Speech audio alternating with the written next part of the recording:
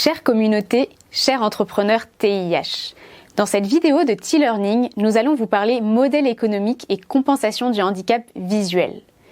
Ce module vidéo est réalisé dans le cadre du parcours co-construit par l'UNADEV et HUP Entrepreneur pour accélérer la réussite des entrepreneurs en situation de handicap visuel sur leurs enjeux spécifiques. Dans cette vidéo, nous allons aborder les questions suivantes. Qu'est-ce qu'un modèle économique ? Qu'est-ce que la compensation du handicap visuel ? Et enfin, pourquoi faut-il se poser la question du modèle économique pour compenser durablement son handicap visuel en tant qu'entrepreneur ? Nous allons structurer ce module en 3 parties. Premièrement, la définition des 2 notions clés de ce module. Deuxièmement, les principes directeurs pour guider votre réflexion. Et enfin, comment aller plus loin. Première partie, la définition du modèle économique et de compensation du handicap.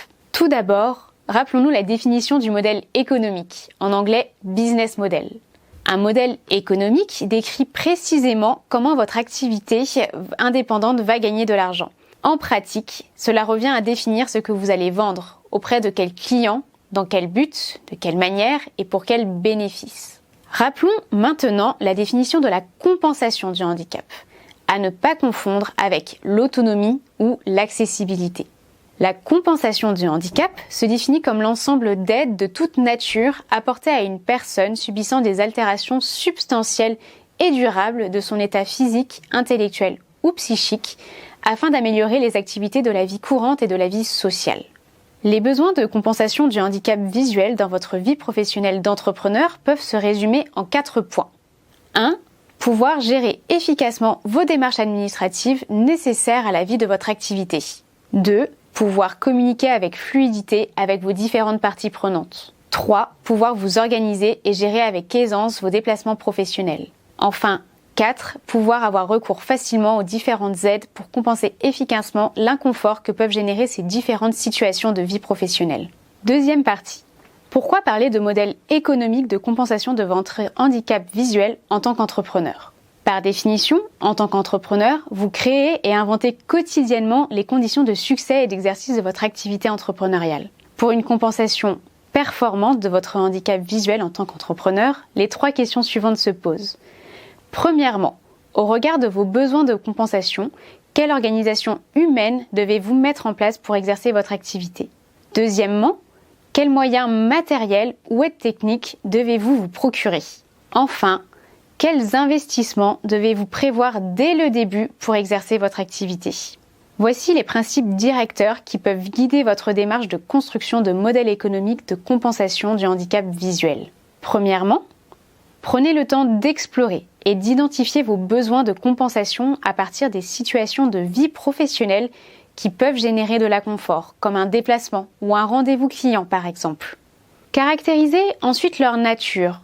Sont-elles d'ordre organisationnel, spatio-temporel ou informationnel ? Caractérisez enfin leur usage professionnel.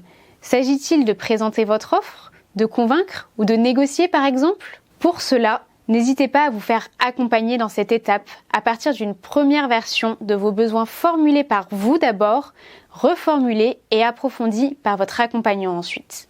Deuxièmement, à partir de l'expression de vos besoins, posez vos hypothèses de coûts ou de charges correspondantes qui devraient être prises en charge par votre entreprise. Ensuite, intégrez ces coûts et ces charges dans votre structure de coûts de votre activité, dans votre compte de résultats prévisionnel et bien sûr dans votre prix de vente final à vos clients.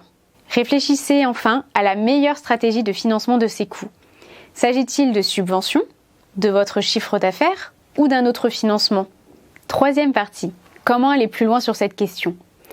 En conclusion de ce module, la compensation de votre handicap visuel est une partie intégrante de votre mode d'organisation en tant qu'entrepreneur et donc des frais associés au bon fonctionnement de votre activité. Tout comme vos charges d'exploitation et vos coûts de production de vos biens et services, les coûts associés à la compensation de votre handicap visuel doivent être totalement intégrés à la structure de coûts de votre activité.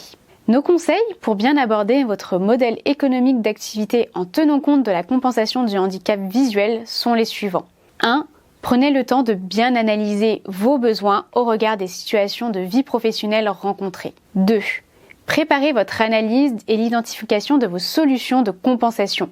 3. Bénéficiez de l'accompagnement professionnel d'experts sur ce sujet pour bien confirmer votre analyse. 4. Projetez-vous et formalisez votre compte de résultats prévisionnel pour dimensionner la réalité de vos besoins.